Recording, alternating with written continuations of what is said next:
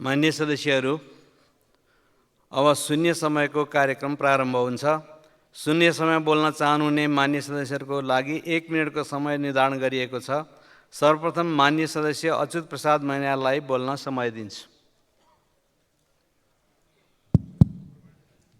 सम्मानीय सभामुख महोदय, सङ्घीय समावेशी समानुपातिक यो लोकतान्त्रिक गणतान्त्रिक प्रणालीमा समेत देशैभर छरिएर रहेका दलित भूमिहीन सुकुम्बासीको घर आँगनमा घाम लागेन, मुहारमा हाँसो र हृदयमा खुसी आउन सकेन।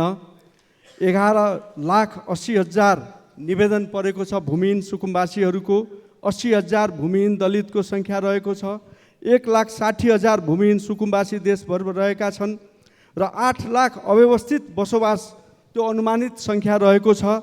यति हुँदाहुँदै पनि 2076 सालमा सम्मानीय प्रधानमन्त्री केपी शर्मा ओलीज्यूले भूमि सम्बन्धी ऐन 2021लाई संशोधन गरेर भूमिहीन दलित सुकुम्बासी र अव्यवस्थित बसोबासीको लागि जग्गा व्यवस्थापन गर्ने प्रावधान अन्तर्गत ऐन संशोधन भएको थियो। तर अन्तर मन्त्रालयको समन्वय र समझदारीको अभावको कारण, कानुनी बाधा अडचन र अदालती झमेलाको कारण मान्य सदस्य अञ्जनी श्रेष्ठ।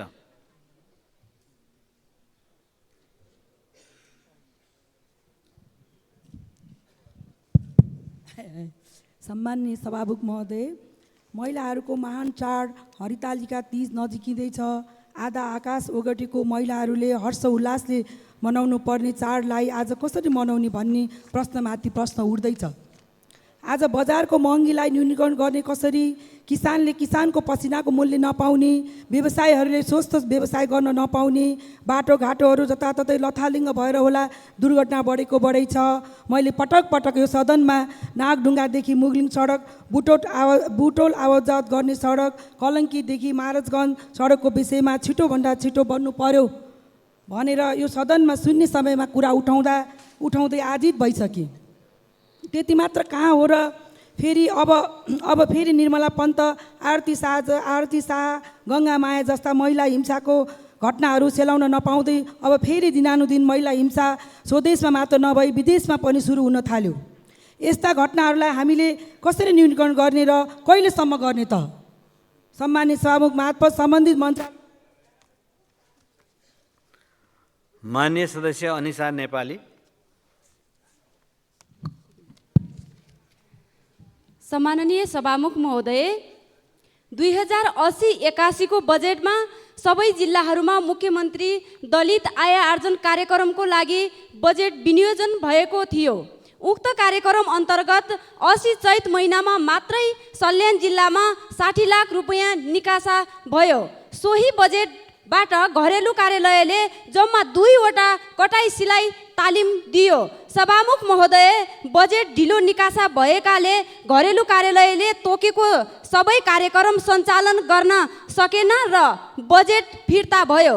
आगामी दिनहरूमा तोकिएको बजेट समयमै निकासा होस् र तोकिएका कार्यक्रमहरू सञ्चालन गर्न म सभामुखज्यू मार्फत सम्बन्धित निकायको गम्भीर ध्यान आकर्षण गराउन चाहन्छु। धन्यवाद। मान्य सदस्य अनिता देवी।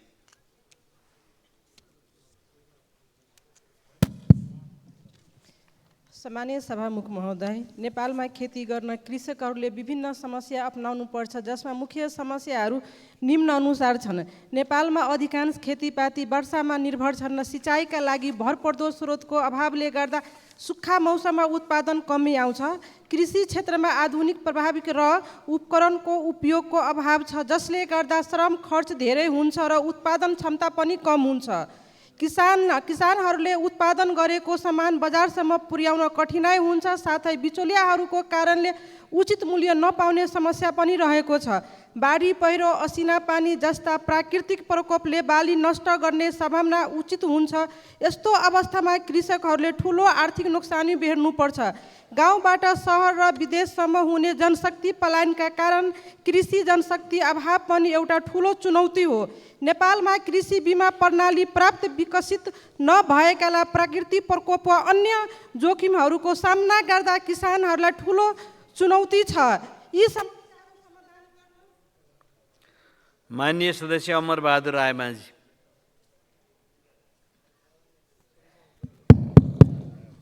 सम्मान्य सभामुख महोदय, उदयपुर जिल्लाको हालको कटारी नगरपालिका, रौतामाई गाउँपालिका र त्रियुगा नगरपालिकामा तत्कालीन गाउँ पञ्चायत र जिल्ला पञ्चायतले केही जग्गाहरू व्यवस्थापन गरी निजी तथा आवासीय घडेरीहरू वितरण गरिएको थियो। उक्त घडेरीहरू केही राजस्व लिएर व्यक्तिहरूलाई वितरण गर्ने काम गरियो र 2059 साल पछाडि हालसम्म त्यो कार्य रोकिएको छ र खरिदकर्ता मान्छेहरू अत्यन्तै मार्कामा पर्ने अवस्था रहेको हुँदा व्यवस्था परिवर्तनसँगै कानुनी जटिलता निर्माण भएको हुँदा कटारीमा 104, मुर्कुचीमा 53 र गाईघाटमा 125वटा भन्दा घडेरीहरू हालसम्म हस्तान्तरण हुन बाँकी रहेको हुँदा सोको लागि आवश्यक कानुनी प्रक्रिया तयार गरी व्यवस्थापन गरी तुरुन्त उक्त घडेरी हस्तान्तरण गर्ने व्यवस्था होस् भनी सम्माननीय सभामुख महोदय मार्फत नेपाल सरकारको ध्यानाकर्षण गराउन चाहन्छु। धन्यवाद। माननीय सदस्य अर्जुन नरसिंह केसी। सभामुख महोदय, नेपाली जहाजहरू झन्डै 11 वर्षदेखि EUको आकाशमा प्रतिबन्धित छन्। आइकाओ र युरोपियन युनियन सेफ्टी एजेन्सीको वास्तवमा प्रतिबन्धको कारण के हो? यो लज्जा र राष्ट्रिय प्रतिष्ठाको विषयमा सरकार किन लाचार छ? गएको 2.5 वर्षमा मात्र 5वटा हवाई दुर्घटना भयो, 119 को दुःखद मृत्यु भयो। प्रत्येक घटनामा छानबिन हुन्छ, समिति प्रतिवेदन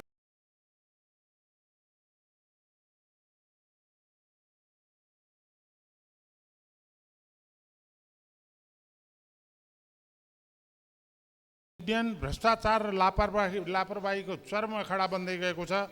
अनियमितता र भ्रष्टाचारको ज्वलन्त नमुना एउटा त पोखरा एयरपोर्टले नै लिन सकिन्छ र सरकारले नेपाल नागरिक उड्डयन प्राधिकरण र नेपाली हवाई सेवा प्राधिकरण छुट्टै बनाउने विधेयक संसदमा प्रस्तुत गरेका थियो।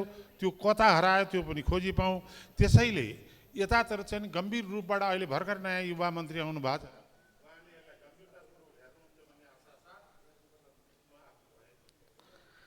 माननीय सदस्य अस्मा कुमारी चौधरी।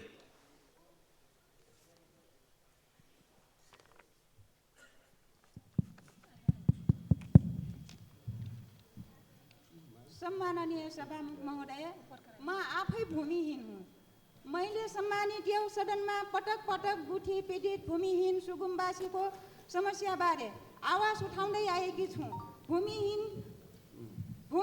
व्यवस्था सहकारी तथा गरिबी निवारण मन्त्रालय र गुठी पीडित किसान बीच भएको सम्झौता अनुसार गुठी विधेयक ल्याउने विषय के भइरहेको छ?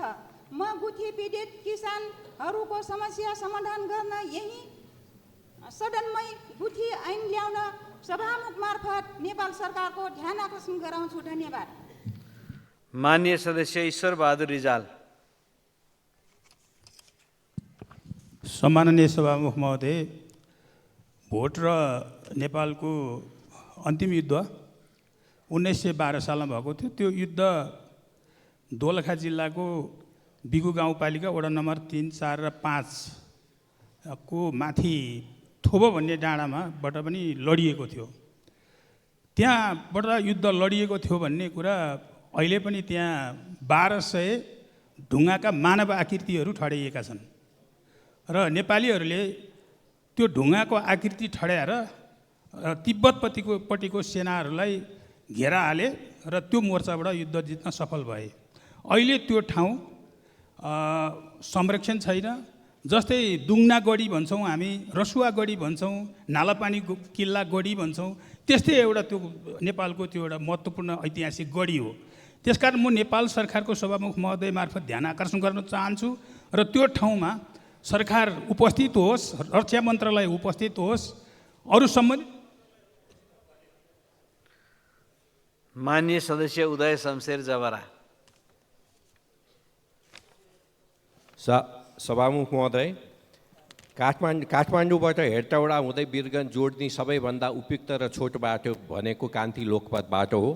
त्यो बाटो अहिले चलिरहेको छ, तर उपत्यका झरिसकेपछि चापागाउँदेखि थेचो सुनाकोठी हुँदै रिङ रोड आउनको निम्ति त्यहाँ बाटो साङ्ग्रो भएर ट्राफिक जाम भएर सबै ती गाडीहरू ती अड्किने गर्छ। त्यहाँका नागरिकहरूले घरको क्षतिपूर्ति दिएर घर भत्काउन तयार छ। योभन्दा पहिलाका सरकार डाक्टर प्रकाश शरण महत अर्थमन्त्री हुँदाखेरि केही रकम पनि छुट्याएको थियो, तर त्यो रकम सडक विभागले बाँड्न सकेको छैन। र म सरकारलाई ध्यान आकर्षण गर्न चाहन्छु, त्यहाँका नागरिकहरूले त्यो बाटो फराकिलो बनाउन तयार छ, घरको क्षतिपूर्ति लिन तयार छ, तर व्यवस्थापन यो सडक विभाग र सम्बन्धित मन्त्रालयलाई गर्न म आग्रह पनि गर्न चाहन्छु। धन्यवाद। माननीय सदस्य उर्मिला माझी।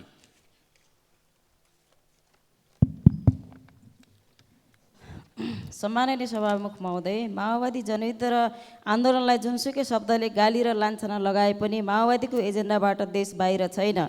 जनयुद्ध हिंसा होइन, राज्यबाट उत्पीडनमा पारेका सबै जाति वर्ग क्षेत्र लिङ्ग र समुदायको सङ्गठित विद्रोह थियो र इतिहासमा यसरी नै स्थापित हुनेछ। सभामुखज्यू, सत्तामा बसेर राम्रो काम नगर्ने, भ्रष्ट दलाल र तस्करहरूको संरक्षण दिने, आफू र आफ्नोलाई जोगाउने, देश र जनतालाई थप बर्बादीतर्फ ढकेल्ने, लुटको साम्राज्य खडा गर्ने, सुशासनको धज्जी उडाउने अनि प्रतिपक्ष र जनताले जय जयकार गर्नुपर्ने, यो हुन सक्दैन। सभामुख महोदय, सत्ता पक्षले परिस्थितिलाई सम्हाल्ने हो, उत्तेजित बनाउने होइन। राष्ट्र र जनताको पक्षमा काम गर्नुहोस्, भ्रष्टहरूलाई जेल कोट्नुहोस् र चाहिँ बिजुलीको बकैता उठाउने निर्णय क्याबिनेटबाट गर्नुहोस्। हाम्रो साथ र समर्थन रहनेछ। धन्यवाद। माननीय सदस्य ईश्वरी घरती। सम्माननीय सभामुख महोदय, रोल्पामा 4 जनामा हैजा पुष्टि भएको छ, जसमा 3 जना एकै परिवारका छन्। बिरामीमा हैजाको लक्षण देखेपछि रोल्पा अस्पतालले लुम्बिनी प्रदेश जनस्वास्थ्य प्रयोगशाला बुटवलमा स्टुल टेस्ट पठाएको 1 हप्तापछि हिजो हैजा पुष्टि भएको। सो रिपोर्ट आउँदा बिरामी निको भएर घर गइसकेका थिए। अहिले जिल्लामा त्रास बढेको छ। सभामुख महोदय, रोल्पा, प्युठान लगायत विभिन्न जिल्लाका धेरैजनामा हैजा पुष्टि भइसकेकाले देशैभर समयमै व्यापक जनशक्ति सहितको जनचेतनामूलक अभियान चलाएर रोक्न नसकिए यसले महामारीको रूप लिन सक्ने भएकाले यसमा विशेष ध्यान दिन र पहाडी जिल्लाहरूमा हैजाको रिपोर्ट तत्काल प्राप्त हुने व्यवस्था गर्न समेत सभामुख मार्फत नेपाल सरकार र विशेष गरी स्वास्थ्य मन्त्रालयको ध्यान आकर्षण गराउँदछु। धन्यवाद। माननीय सदस्य एकनाथ ढकाल।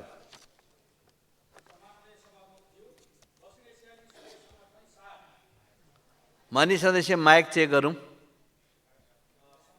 सभामुख महोदय, अहिले आयो होला। सभामुख महोदय, दक्षिण एसियाली सहयोग सङ्गठन सार्क 1985 स्थापना भए यता नेपालमा 1987, 2002 र 2014 गरी 3 पटक सफल शिखर सम्मेलन भयो। तर 2014मा नेपाल अध्यक्ष भए यता सार्कको शिखर सम्मेलन हुन सकेको छैन। दक्षिण एसियाली क्षेत्रको आर्थिक वृद्धि, सामाजिक प्रगति तथा सांस्कृतिक विकासमा तीव्रता ल्याउनु र सबै मानिसलाई स्वाभिमान साथ रहने र उनीहरूलाई आफ्नो पूर्ण क्षमताको महसुस गराउने अवसर प्रदान गर्ने सार्कको बडापत्रमा उल्लेख छ। सार्क नेपाल र दक्षिण एसियाली क्षेत्रको हितमा छ। यो निष्क्रिय हुँदा यस क्षेत्रका साझा चुनौतीको सामना गर्न जटिलता सिर्जना भएको छ भने अवसरहरू पनि ओझेलमा परेका छन्।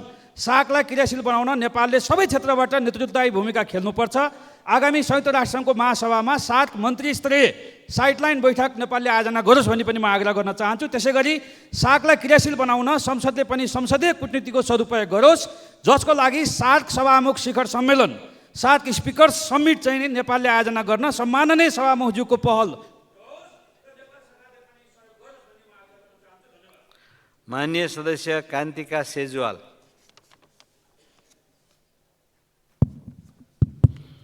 सम्माननीय सभामुख महोदय, लैङ्गिक समानता तथा समावेशीकरण, gender equality and the social इन्क्लुजनमा आधारित समसामयिक मुद्दा र बहस गर्न जरुरी छ। आज सभामुख महोदय, संविधानले विविधता र डाइभर्सिटीलाई संशोधन गर्न लैङ्गिकतामा आधारित असमानतालाई कानुन, नीतिगत कार्यक्रम र कार्य व्यवहार र आवरणमा समसामयिक सुधार गर्न पनि जरुरी छ। राज्यका संरचनामा संरचनात्मक लाभांश आफ्नो हिस्सामा लिइरहेको वर्ग, लिङ्ग, जाति, भूगोल क्षेत्र किन आजसम्म चुप छ?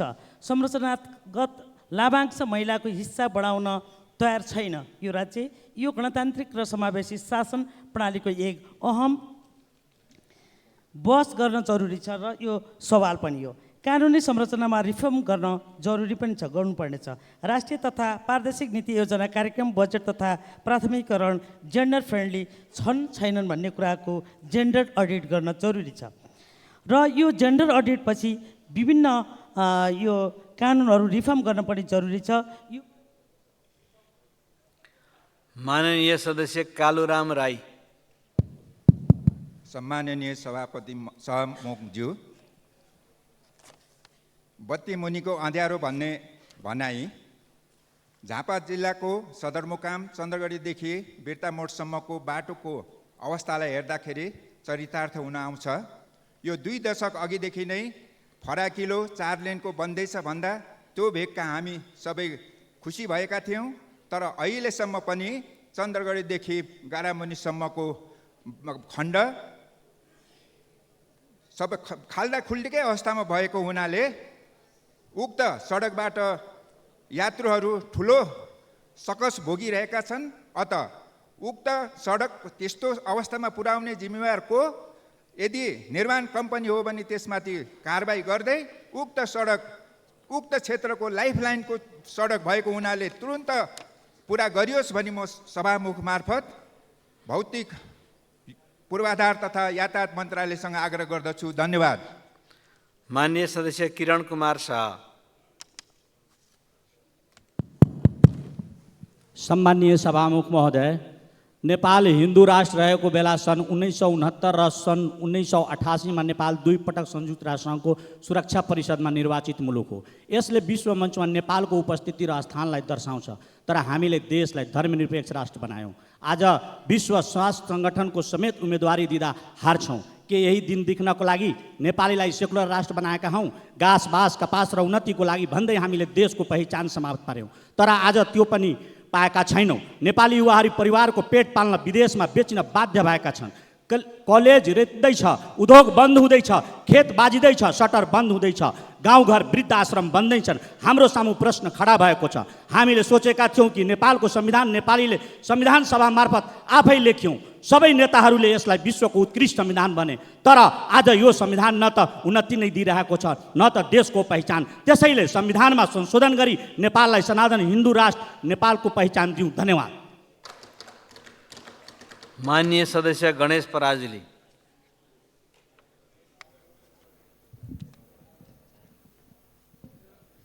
सम्माननीय सभामुख महोदय, बेरोजगारी, कुशासन, व्यथित र भ्रष्टाचारबाट आक्रान्त जनताले मौलिक हकको उपयोग गर्दै आक्रोश पोख्दा 2 तिहाईको दममा सरकारले युवालाई झुटा आरोप लगाएर दमन गर्दै गिरफ्तारी गर्दैछ भन्ने सुन्नमा आयो। यद्यपि रासपा अराजकताको पक्षधर चाहिँ होइन, तर राष्ट्रिय स्वतन्त्र पार्टी यस्तो दमनको घोर भर्त्सना गर्दछ र सरकारलाई सोध्न चाहन्छ, खबरदारी गर्ने युवालाई कुन कानुन अन्तर्गत गिरफ्तारी गरिएको हो र सो कानुनको औचित्य के हो? सरकारले प्रश्न पारिदिनु पर्यो। भ्रष्टाचार गर्न दिन्न भन्ने प्रधानमन्त्रीज्यूलाई मेरो अर्को प्रश्न, केही समय अगाडिसम्म रु 90 मा पाइने चिनीको मूल्य अहिले रु 130 सम्म पुर्याएको रहेछ। उत्पादन लागत बढ्यो कि आयात गर्दा मूल्य बढेको? सुन्नमा आएको छ समयमा अत्यावश्यक वस्तुको आपूर्ति व्यवस्था मिलाएर बजार हस्तक्षेप र नियमन गर्नुपर्ने सरकार नै कमिसन तन्त्रमा लिप्त हुँदै कालो बजारीलाई पर्छ दिँदैछ रे। खबरदार सरकार। नेपाली जनता यतिखेर अत्यावश्यक खाद्य वस्तु, तरकारी, फलफुल तथा अन्य उपभोग्य वस्तुमा भएको कालो बजारीको बाट आक्रान्त भएका छन्। चाडबाड नजिकिँदैछ तर बजार आकासिँदैछ। बेरोजगारी र अभावले थिलथिलो भएका जनताले कालो बजारीलाई पर्सै दिने र कमिसन तन्त्रको बार्गेनिङ गर्ने सरकारको खबरदारी नगरेर के दिपावली गर्नुपर्ने हो? सम्मानित सदन मार्फत सरकारलाई जनताको तर्फबाट सोध्न चाहन्छु। धन्यवाद। माननीय सदस्य गोमा लाभ सापकोटा।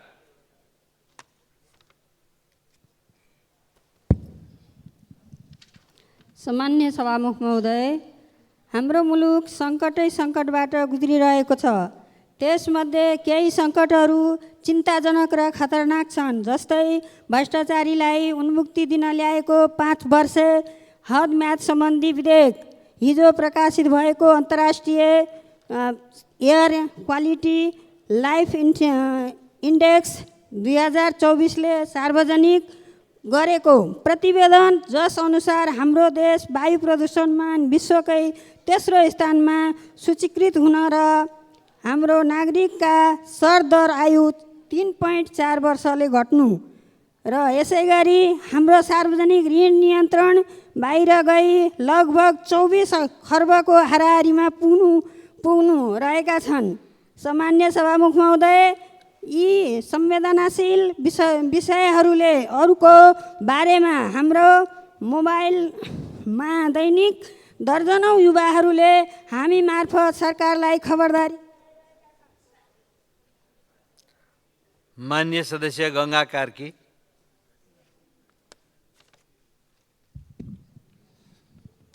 सभामुख महोदय, चाडपर्व भित्रिने बेलामा बजार भाउ दोब्बरले वृद्धि भएको छ।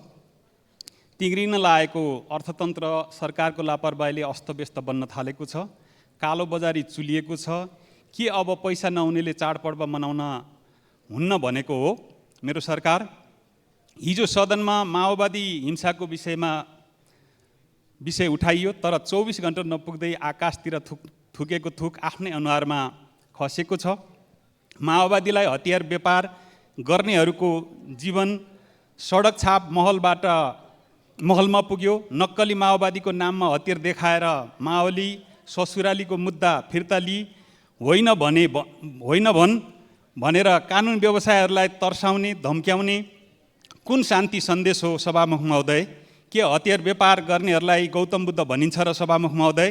सडक छापबाट महलमा पुग्ने नक्कली माओवादीहरूले त जनयुद्ध र प्रचण्डको फोटो सिरानीमा राखेर सधैँ पूजा गर्नुपर्ने होइन र सभामुख महोदय? माननीय सदस्य गङ्गा प्रसाद यादव।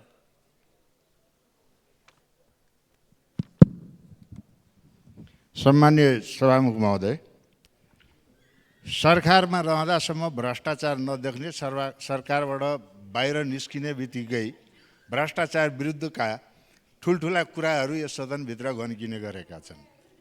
म सभामुख मार्फत के अनुरोध गर्न चाहन्छु भने हिजो मात्रै यो सदनभित्र हिजो सदनको बैठकको पूर्वार्धमा हाम्रो जुन उपस्थिति रह्यो, हामी सांसदहरू उपस्थिति गर्छौँ, उपस्थिति गरिसकेपछि हामी निस्किन्छौँ। लास्टसम्म बैठकमा हामी बस्न सक्दैनौँ। के यो भ्रष्टाचारको परिभाषाभित्र पर्दैन? हामी उपस्थिति जनाएर बैठकमा उपस्थिति भए बापतको केही सुविधाहरू पाइरहेका हुन्छौँ। म सभामुख मार्फत यो सदनको ध्यान आकर्षण गराउन चाहन्छु। साथै सिराहाको खटोका भन्सार जुन यो कोरोना कालमा बन्द गरियो, अहिले इन्डियन सवारी साधनहरू जताबाट पनि प्रवेश गर्न पाउने अवस्था। मान्य सदस्य गङ्गाराम चौधरी। सम्मान्य सभामुख महोदय, सम्मान्य सभामुख मार्फत मैले सदनमा कैलाली जिल्ला क्षेत्र नम्बर 3 मा बाढी पीडित समस्याको बारेमा पटक पटक भन्नुभन्दा कैयौँ पटक सदनमा आवाज उठाउँदा पनि राज्यले केही सुनवाई गरेको पाइँदैन। सम्मान्य सभामुख महोदय, यो सरासर बाढी पीडितहरूलाई अन्याय भएन र? के यो सरकारले मानवीय क्षति भए मात्रै सुन्ने हो? मानवीय क्षति भए मात्रै सुन्ने हो भन्ने मेरो भन्नु केही छैन र मानवीय क्षति भयो भने यसको जिम्मेवारी स्वयं सरकारले लिनुपर्छ। भर्खरै भाद्र 5, 6 र 7 गतेको अविरल वर्षाका कारण कैलाली गाउँपालिका वार्ड नम्बर 5 मनिकापुर लगायत कटैनी नदीमा आएको बाढी र मोहना नदीमा आएको बाढीले सयौँ घरधुरी र त्यसै गरी भद्नी नगरपालिका वार्ड नम्बर 5 पग्या पसार लगायत मोहना र कन्द्रामा आएको बाढीले सयौँ घरधुरी, त्यसै गरी घोराघोरी नगरपालिकामा आएको कन्द्रा र डोडा नदीमा आएको बाढीले सयौँ घरधुरी जग्गा जमिन डुबान भएको छ। त्यसैले सम्मान्य सभामुख महोदय, अब अर्को बाढी आयो भने गाउँ जाने समस्या रहेको हुनाले धनजनको क्षति हुनुभन्दा अगाडि माननीय सदस्य डाक्टर चन्दा कार्की भण्डारी। सम्मान्य सभामुख महोदय, सबैभन्दा पहिले त म यो सदन बिना प्रमाण जथाभावी अभियोग लगाउन सक्ने स्थल हुँदै गएकोमा म चिन्ता व्यक्त गर्न चाहन्छु। भर्खरै नेपाली काङ्ग्रेसका माननीय राजेन्द्र बजगाईज्यूले राष्ट्रिय स्वतन्त्र पार्टीका सहमहामन्त्रीलाई लगाउनु भएको अभियोगबारे आपत्ति जनाउन चाहन्छु र बिना प्रमाण त्यस्तो कुरा बोल्न पाइँदैन। प्रमाण पेश गरेर सदनको गरिमा बचाउनुहोस् भन्न चाहन्छु। त्यसपछि नेपालमा प्रारम्भिक बाल विकास भन्नाले गर्भावस्थादेखि 8 वर्षसम्मका बालबालिकाको शारीरिक, बौद्धिक र संवेदनात्मक विकास भन्ने बुझिन्छ।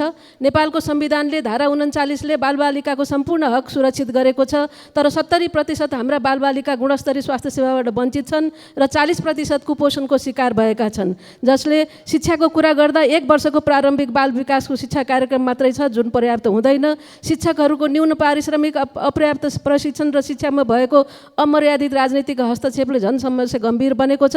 खेलकुद, मनोरञ्जन र सर्वाङ्गीण विकासको कुरा त कता हो कता। तसर्थ यी कुराहरूप्रति सरकारले तुरुन्त प्रभावकारी नीति, स्रोत र व्यवस्थापन लागू गरी ग्रामीण क्षेत्रमा समेत गुणस्तरीय बाल विकास कार्यक्रम विस्तार गरी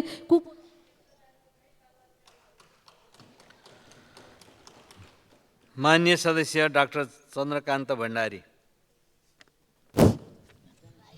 सम्माननीय सभामुख महोदय, नेपालमा युवा पलायन, बेरोजगारी र विश्वको मानचित्रमा सिपयुक्त नागरिकहरूमध्ये पछाडिबाट दोस्रोमा पर्दछ।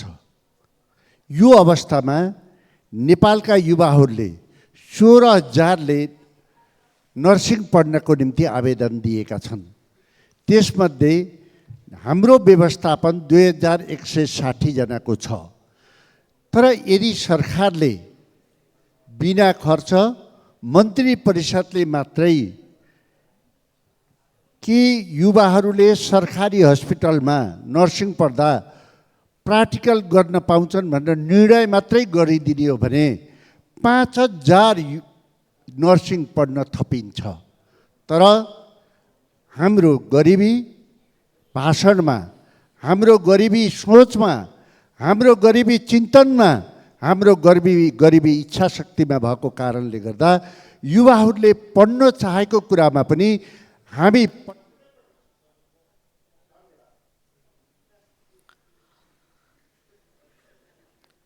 मान्य सदस्य चन्द्रबहादुर विश्वकर्मा। सम्माननीय सभामुख महोदय, सल्यान जिल्लाको कालीमाटी गाउँपालिका वार्ड नम्बर 7 अम्बासमा 35 घर कुरिया र 145 जनसङ्ख्या भएको कानुनी मान्यता प्राप्त धेरै पुरानो एउटा बस्ती छ। त्यो बस्ती बाँकी राष्ट्रिय निकुञ्जभन्दा पुरानो बस्ती हो। आज बाँकी राष्ट्रिय निकुञ्जको विस्तार र विकास गर्ने क्रममा त्यो बस्ती पुरा घेरिएको छ, जसको कारण त्यहाँ संरक्षित जङ्गली जनावरहरूले त्यहाँको बालीनाली त्यो बस्ती नै उजाड गर्ने ढङ्गले त्यो वातावरण बनाइरहेको स्थिति हो। त्यहाँको मान्छेहरूलाई बस्ने समस्या छ र विद्यार्थीहरूलाई, बच्चाहरूलाई अध्यापन गराउने समस्या छ।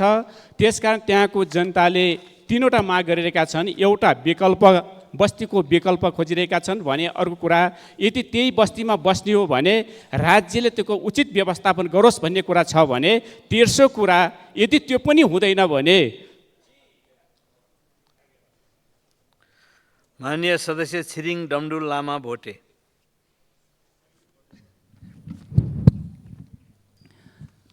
सभामुख महोदय, 4 गते गाडी दुर्घटनामा परि मृत्यु हुने सर्केगाड गाउँपालिकाको उपाध्यक्ष, नेकपा माओवादी केन्द्रको कर्णाली प्रदेश सदस्य चन्द्रसिंह कार्की कमरेड मुक्ति लगायत देशभर विभिन्न दुर्घटनाबाट मृत्यु हुने सबैलाई हार्दिक श्रद्धाञ्जली व्यक्त गर्दै शोकाकुल परिवारजनमा समवेदना व्यक्त गर्दछु। सभामुख महोदय, 2007 सालको कुरा, 2028 सालको जब विद्रोहको कुरा, 2052 सालको सशस्त्र जनयुद्ध, यी सबै एकात्मक शासन प्रणालीको विरुद्धमा लडेको मुक्ति युद्ध र जनताको आवाज हुन्, जो जनमुक्ति र वर्गमुक्ति सङ्घर्षको बिगुल फुक्ने साहस र आँट हिम्मत गर्ने कमरेड प्रचण्ड लगायत सबै नेताहरूलाई उच्च सम्मान व्यक्त गर्दछु। तर जनयुद्धको नाममा चन्दा वसुलेर हतियार तस्कर गर्ने आफै हिंसाको गतिविधि नाइकेले झन् महान जनयुद्धलाई हिंसा बन्न गैर जिम्मेवारी हो। धन्यवाद। मान्य सदस्य छिरिङ लामु लामा तामाङ। सम्माननीय सभामुख महोदय, हिजो भाद्र 12 गते यस सम्मानित संसदमा सरकारको नेतृत्व गरिरहेको एमालेबाट प्रतिनिधित्व गर्ने एकजना मान्य सदस्यले संसदको सामान्य मान पनि नराखी पटक पटक यो व्यवस्था निर्माण गर्न जनयुद्ध लडेको माओवादीलाई अपमान गर्ने मनसायले अभिव्यक्ति दिनुभयो। मान्यको त्यस्तो किसिमको अभिव्यक्ति रवैयाले देशलाई अर्को द्वन्द्वको चपेटामा लाने भित्री मनसाय प्रकट भएको हो कि भन्ने गम्भीर आशंका पैदा भएको छ। उहाँको विषयमा सधैँ कन्ट्रोभर्सी बाहिर आई नै राख्छन्। उहाँ मन्त्री हुँदा आएको नारायणहिटीको बतास काण्ड होस् वा एकजना मान्यले केही समय पहिले सञ्चार माध्यममा उहाँलाई जनयुद्ध कालमा हतियार खरिद बिक्री र असार पसारमा लागेको आरोप लगाउनु भएको छ। यसबारे उचित छानबिनका लागि सम्मानित संसदको गम्भीर ध्यान आकर्षण गराउँदछु। सभामुख महोदय, अहिले शान्ति प्रक्रिया टुङ्गो लाग्ने चरणमा छ। यस्तो अवस्थामा मान्यज्यूका हिजोको कुरा पुरा गलत छन्। यस्ता संविधान विरोधी गतिविधि रोक्न सबैले बेलैमा सचेत हुन अनुरोध गर्दछु। धन्यवाद। लाल सलाम। मान्य सदस्य जाबेदा खातुन जागा। सम्माननीय सभामुख महोदय, हाम्रो देशको संविधानले मौलिक हकको बुँदा नम्बर 31 मा शिक्षा सम्बन्धीको हकको व्यवस्था गरिएको छ र तर पनि अहिले देशभरि रहेका मदरसा शिक्षाहरूमा पुस्तकको एकदमै अभाव देखिएको छ र पुस्तकको अभावका कारणले पाठनमा समेत अभाव देखिएको छ र पुस्तक नभएको हुनाले मस्जिद मदरसामा अध्ययनरत बालबालिकाहरूको बाहिरी ज्ञान समेत आय अर्जन गर्न सकिराखेका छैनन्। त्यस कारणले मदरसा शिक्षा व्यवस्थापनका साथै पुस्तकालयको उपलब्धता र व्यवस्थापनको लागि म सरकारलाई ध्यान आकर्षण गराउन चाहन्छु। सभामुख महोदय, मस्जिद र मदरसाको शान्त वातावरण भएको कारणले गर्दा तुलनात्मक रूपमा अध्ययन प्रभावकारी हुने र यसले देशको शिक्षामा सुधार ल्याउने छ भन्ने कुरामा म विश्वस्त छु र यसलाई तत्काल चाहिँ व्यवस्थापनको लागि पुस्तकालय व्यवस्थापनको लागि मान्य सदस्य जुली कुमारी महतो महासेठ। सम्माननीय सभामुख महोदय, हामी नेपालीहरू चाडबाडको सम्मुखमा छौँ। सधैँ जसो चाडबाडका बेला आम जनताले यातायातको समस्या बिहोर्नु पर्ने अवस्था यो पटक अन्त्य हुनेछ भन्ने अपेक्षा गर्दछु। सँगै चाडबाडको बेला हुने गरेको सवारी दुर्घटना न्यूनीकरणका लागि सरकारी निकायहरूले समयमै सजगता अपनाउन भनी ध्यान आकर्षण गराउन चाहन्छु। सभामुख महोदय, बजार आम सर्वसाधारणको काबुभन्दा बाहिर गएको छ। चर्को मूल्य वृद्धि नियन्त्रण गर्नका लागि सरकारले तत्काल कदम चाल्नु आवश्यक छ। त्यति मात्रै होइन, चाडबाडको पूर्व सन्ध्यामा बजारमा बढ्ने कालोबजारी र चर्को मूल्य वृद्धि रोक्न पनि सरकारले समयमै ध्यान पुर्याउनेछ भन्ने आशा गर्दछु। आउँदै गरेको महान चाडपर्वहरू तीज, गणेश चतुर्थी, चौरचन, जितिया, विजयादशमी, शुभ दीपावली र छठ पर्वको उपलक्ष्यमा सबै दाजुभाइ तथा दिदीबहिनीहरूमा सुख, शान्ति र समृद्धिको शुभकामना व्यक्त गर्न चाहन्छु। धन्यवाद। मान्य सदस्यहरू, शून्य समयमा मान्य सदस्यहरूले बोल्ने क्रम यही समाप्त हुन्छ।